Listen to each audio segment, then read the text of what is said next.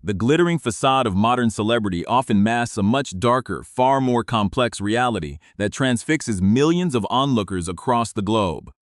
When we observe the public trajectories of those who occupy the highest echelons of society, it is easy to become blinded by the sheer scale of the spectacle, forgetting that beneath the carefully curated images lie human dynamics fraught with tension, isolation, and psychological warfare.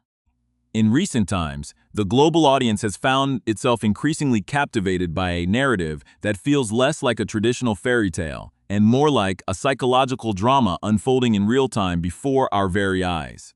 This narrative revolves around a dramatic shift in character, an apparent transformation that has left observers, commentators, and former confidants deeply unsettled. We watch as a once vibrant, fiercely independent figure seems to alter their entire essence, adopting a completely foreign worldview and severing ties with the very foundations that once defined their existence. It raises profound and uncomfortable questions about the nature of influence, the subtle power of control, and the invisible walls that can be built around an individual, even when they reside in one of the most affluent enclaves in the world. As we delve into this unfolding chronicle, we invite you to become a permanent part of our community by subscribing to the channel, ensuring you never miss a chapter of this deeply analyzed saga.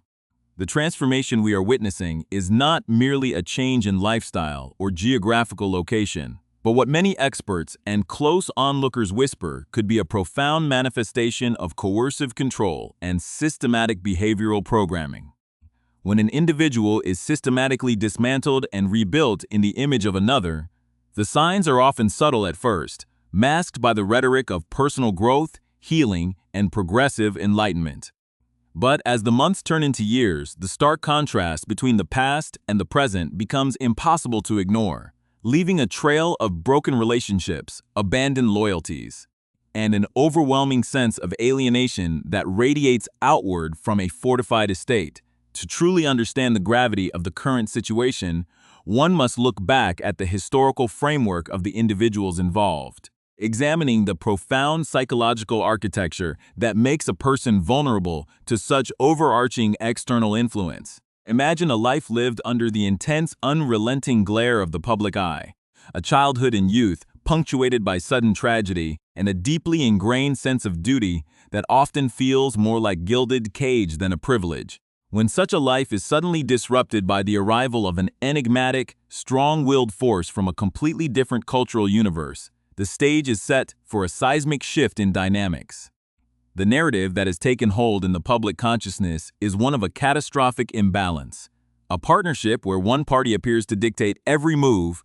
every word, and every ideological stance, while the other slowly fades into a mere echo of their former self. This is not the conventional story of a romance that challenges tradition, but rather a cautionary tale of how easily an individual can be uprooted from their heritage, their family, and their lifelong support systems. The visual of an isolated figure, sheltered behind immense walls of manicured greenery in an exclusive coastal community, serves as a powerful metaphor for this psychological exile. It is an exile that has seen old friendships entirely dissolved, communication lines with trusted family members permanently severed, and a total rewriting of personal history in favor of a new, highly commercialized doctrine of wellness and grievance. What makes this dynamic particularly jarring to the collective consciousness is the sheer reversal of societal expectations and the ways in which the public interprets emotional vulnerability. Observers have noted that if the genders and roles were reversed, if a prominent public figure of a different background were isolated in such a manner, stripped of their traditional network, and seen acting out in bizarre, uncharacteristic public displays, the global community would immediately sound the alarm. There would be an international outcry, a collective demand for an intervention, and widespread recognition that the individual was trapped within an emotionally abusive and highly manipulative relationship. Yet, because the spectacle is cloaked in the sophisticated language of modern self-help and coastal elite culture, the underlying severity of the control is often dismissed or mischaracterized. The public is left to grapple with the discomfort of watching a former symbol of youthful energy and lighthearted rebellion transform into a rigid vehicle for predictable, scripted ideologies. This dramatic evolution has created a profound sense of cognitive dissonance for those who remember the individual as they once were, sparking an intense debate about where personal agency ends and psychological programming begins. As this tension continues to build on the international stage, the strategy shifts from mere isolation to a calculated effort to navigate the inevitable public backlash that such a transformation invites. The upcoming chapters of this story promise a high-stakes confrontation between a carefully constructed alternative reality and the raw, unpredictable reactions of a public that feels deeply alienated. Whispers of a potential return to ancestral ground have ignited a fierce debate regarding the tactical maneuvers that might be employed to shield against public hostility. The mere suggestion that innocent elements, specifically the youngest and most vulnerable members of this fractured dynasty, could be utilized as human shields to deflect criticism speaks volumes about the perceived desperation of the situation. It highlights a strategic willingness to leverage family dynamics for public relations protection, creating a complex ethical dilemma that the public and the media are forced to navigate. The anticipation of this potential confrontation creates an atmosphere thick with suspense, as the world watches to see whether the ultimate gamble for public redemption will be taken, or if the walls of isolation will simply grow taller and more impenetrable in the face of an unforgiving audience. The delicate tension that has been building around this cross-continental estrangement is rapidly approaching a critical boiling point, as the stark realities of public relations and financial survival begin to clash with the carefully manufactured narrative of independent enlightenment. At the absolute center of this unfolding drama is the impending, highly anticipated, and deeply controversial possibility of a return to British soil. A move that is being widely interpreted not as a genuine gesture of familial reconciliation, but as a calculated, high-stakes gamble born out of sheer material necessity. The atmosphere awaiting the Duchess of Sussex upon any potential return to the United Kingdom is described by seasoned royal experts as frosty at best and openly hostile at worst, a reality that she herself is undoubtedly aware of, which explains the profound hesitation and strategic secrecy surrounding her travel plans. This looming confrontation has given rise to intense speculation regarding the tactical maneuvers that could be deployed to navigate a deeply resentful British public. A public that feels systematically insulted by the continuous stream of grievances exported to the American media over the last several years. One of the most provocative and disturbing theories circulating among palace observers and the public alike is the potential utilization of the young Sussex children, Prince Archie and Princess Lilibet, as a form of emotional and public relations armor designed to neutralize any overt displays of public disapproval. The psychological calculus behind such a strategy is as fascinating as it is deeply troubling. Operating on the premise that even the most fervent critics of the Duke and Duchess would be entirely neutralized by the physical presence of innocent young children, the British public, renowned for its deep-rooted sense of decorum and fair play, would find itself entirely paralyzed, unable to express its genuine displeasure through booing or heckling, if those expressions were to traumatize or frighten a pair of completely blameless toddlers. However, this potential strategy carries immense risks, as the weaponization of childhood innocence for political or public relations shielding is a tactic that could easily backfire, deepening the public's perception of calculated manipulation and ethical compromise. This tension is further exacerbated by the memory of previous royal events, where the raw emotions of the public and the royal family have occasionally breached the surface of official protocol, such as the fleeting moments of public hostility directed at certain figures or the fiercely protective, icy glares from high-ranking royals determined to maintain dignity in the face of disruption. The mere suggestion that children could be introduced into such a volatile, emotionally charged atmosphere underscores the extreme polarization of the situation, highlighting a willingness to experiment with the highest possible emotional stakes. Simultaneously, This entire strategy of potential public appearances collides directly with the couple's long-standing, highly ironclad policy of absolute secrecy regarding the visual identities of their children, a policy that has baffled and frustrated both the media and the public for years. The insistence on hiding the faces of the children, while simultaneously utilizing their royal titles and heritage to anchor a global commercial brand, has created a bizarre paradox that is virtually unsustainable in the relentless environment of modern global media. Should the family choose to step foot in Britain, they will enter what is universally recognized as the absolute capital of international paparazzi culture, an environment where photographic agencies possess unparalleled skill, determination, and technological capability to capture the images the world demands to see. While the mainstream British press operates under strict, self-imposed regulatory guidelines and editorial agreements that generally protect the privacy of royal children from intrusive photography, no such restrictions bind the vast network of international freelance photographers or foreign publications. Outlets in nations ranging from Australia to the United States are entirely unconstrained by British media ethics, creating a scenario where the absolute privacy the Duchess has fought so fiercely to maintain behind the walls of Montecito would be systematically dismantled within a matter of hours. Consequently, the entire prospect of bringing the children to London becomes an immense, multi-layered game of emotional blackmail and strategic positioning, where every potential outcome carries massive consequences for the Sussex brand. If the children are left behind in California, their absence will be interpreted as a definitive admission of fear, an acknowledgement that the hostility of the British public is too great to face, and a move that will further alienate the couple from the traditional family structure they left behind. Conversely, if the children are brought along but kept hidden beneath blankets and behind darkened windows, it will inevitably ignite an even greater media frenzy, triggering an aggressive cat-and-mouse game with international paparazzi that could easily spiral out of control. This volatile dynamic reveals the sheer desperation of the current moment, illustrating how a family that once positioned itself as the future of global progressive royalty has painted itself into a corner where even the simple act of visiting family members requires the strategic planning of a military campaign.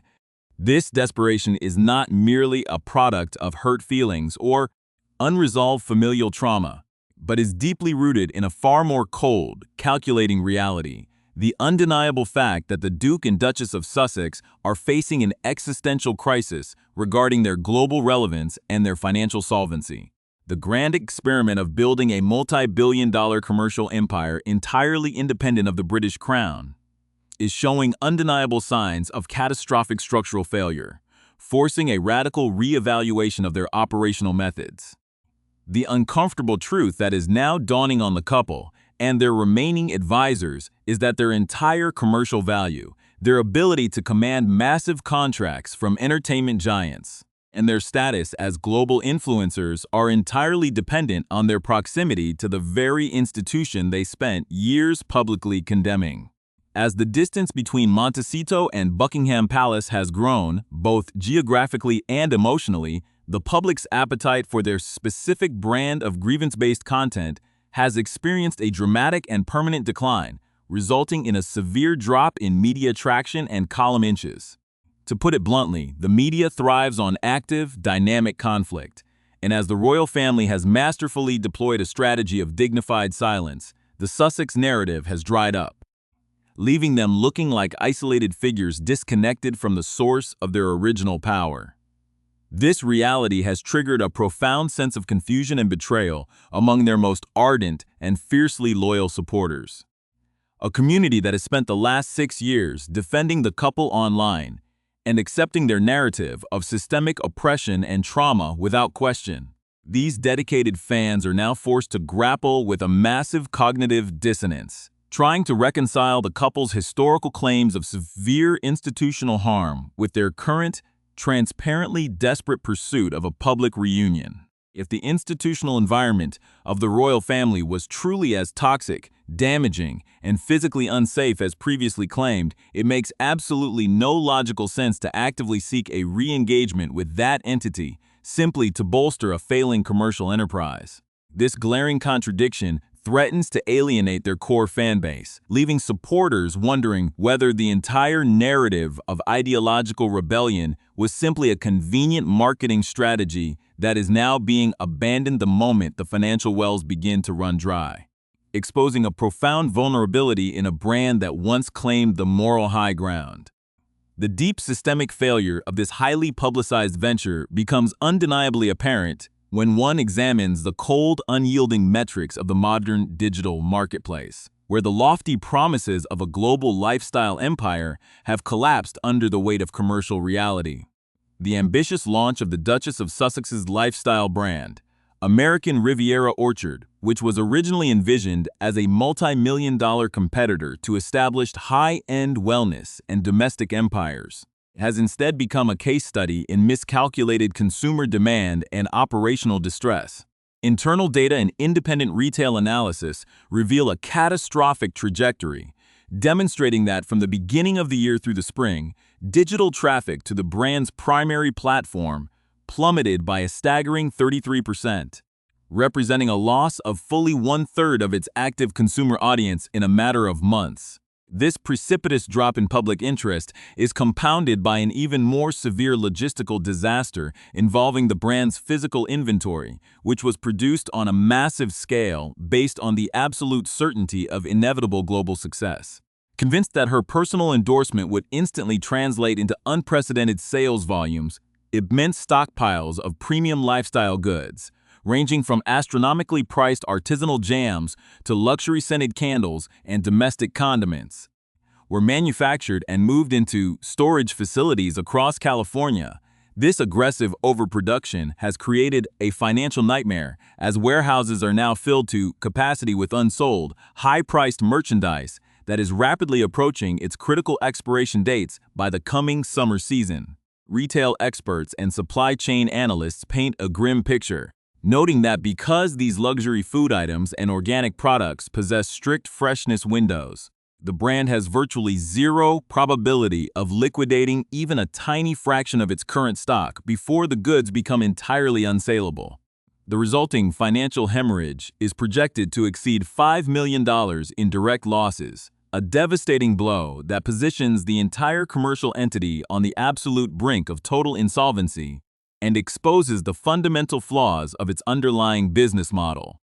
The expectation that everyday consumers would willingly pay $15 for a modest jar of ordinary fruit preserves, or $64 for a standard domestic candle, simply because of a royal title detached from royal duty, has proven to be an epic misjudgment of the contemporary consumer climate. The public has roundly rejected what is widely perceived as an attempt to sell mundane, easily accessible household products at astronomical markups, a reality that is made all the more glaring by the awkward and defensive public statements issued in defense of the venture, which reduce the brand's philosophy to redundant, uninspired platitudes regarding the nature of the products themselves. When facing these mounting commercial disasters and the collapse of independent revenue streams, the historic default setting of the Duchess has consistently been a swift return to the mechanics of high-profile public relations and the monetization of personal celebrity.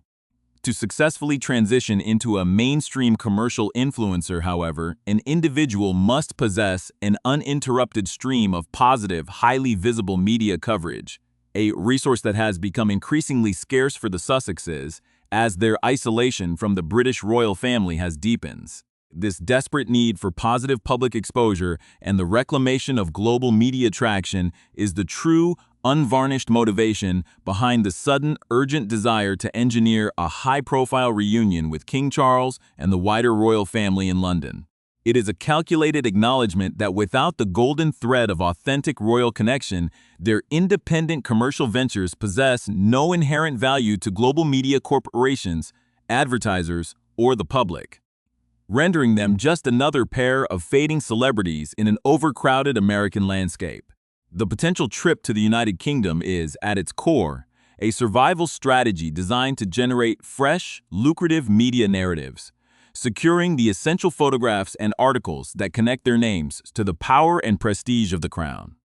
which remains the sole foundation of their global economic viability. This blatant pivot highlights the deep ironies and tragic trajectories of the individuals caught within this modern dynastic drama, offering a profound commentary on the cost of unchecked ambition and the illusion of manufactured independence. The Duke of Sussex, a man whose youth was defined by the profound trauma of losing his mother under the relentless glare of the international media, now finds himself trapped in a different kind of media machine, one driven by commercial desperation and the constant need to commodify his own familial relationships.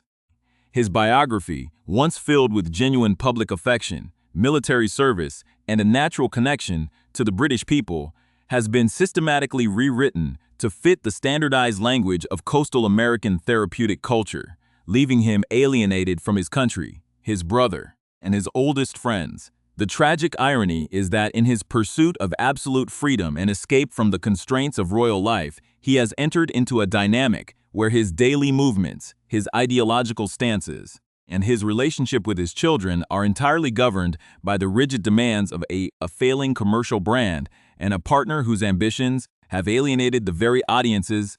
they need to survive. Ultimately, this ongoing saga is much more than a simple dispute between estranged family members. It is a vivid illustration of the breakdown of a massive public relations experiment that attempted to substitute real duty-bound institutional relevance with the fleeting superficial currency of modern celebrity culture.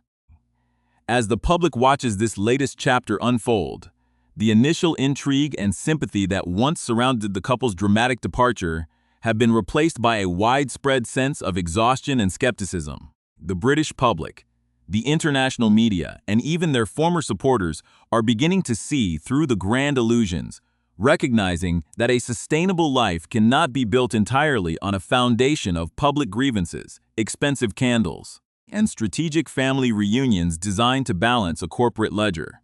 The walls of the Montecito estate may provide physical security and privacy, but they cannot shield its inhabitants from the reality that their grand gamble for global dominance has resulted in a profound, undeniable failure, leaving them more isolated than ever as the world slowly moves on to other stories.